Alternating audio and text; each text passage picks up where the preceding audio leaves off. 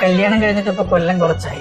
പക്ഷെ ഇപ്പോഴും കുടുംബത്തെ കൂട്ടി ഒന്ന് പുറത്തു പോകണമെന്നുണ്ടെങ്കിൽ ഉമ്മാന്റെ പെർമിഷൻ വേണം, വാപ്പാന്റെ സമ്മതം വാങ്ങണം. അതില്ലാണ്ട് പറ്റൂല.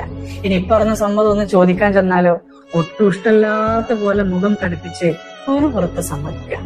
പോയി തിരിച്ചു വരുമ്പോ ആരെ കണ്ടിട്ടാ ഈ ഇറങ്ങിപ്പോണത്? എങ്ങോട്ടെങ്കിലും ഇങ്ങനെ ഇറങ്ങിപ്പോയാലേ പിന്നെ തിരിച്ചു വരണം എന്നുള്ള ചിന്തല്ലേ രണ്ടാൾക്കും? ഇവിടുത്തെ പണിയൊക്കെ പിന്നെ ആരെടുക്കുന്നു വിചാരിച്ചിട്ടാ എന്നൊക്കെ പറഞ്ഞ് പോയ സന്തോഷം പൂർണ്ണമായിട്ട് അങ്ങനെ ഇല്ലാണ്ടാക്കും. അവസാനം പോയവരിരുന്ന് കരയും. അല്ലെങ്കിലേ വന്നു കയറുമ്പോ ഇങ്ങനെ ഓരോന്ന് കേൾക്കാനാണെങ്കിലേ പിന്നെ എന്തിനാ നമ്മൾ പോണത്, നമുക്കിനി എങ്ങോട്ടും പോണ്ട എന്നവരങ്ങ് തീരുമാനിക്കും. പ്രിയമുള്ളവരെ, ഉമ്മാരെയും വാപ്പാരെയൊക്കെ ബഹുമാനിച്ചുകൊണ്ട് തന്നെ പറയാം, കല്യാണം കഴിഞ്ഞ മക്കളുടെ കാര്യത്തിലെ അവരുടെ കുടുംബ ജീവിതത്തിലെ ഇതുപോലുള്ള വർത്താനങ്ങളും കൺട്രോളുകളും നിങ്ങൾ നടത്തല്ലേ. കല്യാണം കഴിയുന്നതുവരെ അവരുടെ കാര്യങ്ങൾ തീരുമാനിച്ചത് നിങ്ങൾ തന്നെയല്ലേ.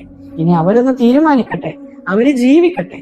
അതിലെവിടെങ്കിലും താളപ്പിഴവുകൾ ഉണ്ടാവുമ്പോ നിങ്ങൾ പറഞ്ഞു കൊടുക്ക്, നിങ്ങൾ തിരുത്തി കൊടുക്ക്. അതല്ലാതെ എല്ലാ കാര്യത്തിനും നിങ്ങളുടെ സമ്മതം വാങ്ങണമെന്ന് നിങ്ങൾ വാശി പിടിക്കല്ലേ. അവര് നിങ്ങളോട് പറഞ്ഞാ പോരെ, നിങ്ങളെ അറിയിച്ചാ പോരെ. അതല്ലാതെ കല്യാണമൊക്കെ കഴിഞ്ഞാലും എന്റെ മോന്റെ കാര്യങ്ങൾ എപ്പോഴും ഞാൻ തന്നെയാ തീരുമാനിക്കുന്നത് എന്ന് പറയുന്ന ഒരു ഉമ്മയും വാപ്പയാണെങ്കിലേ അത് ഏറ്റവും മോശപ്പെട്ട ഒരു സ്വഭാവവും ഒരു കുടുംബ ജീവിതത്തില് ഒരു ഗുണവും ചെയ്യാത്തൊരു സംസ്കാരമാണ്.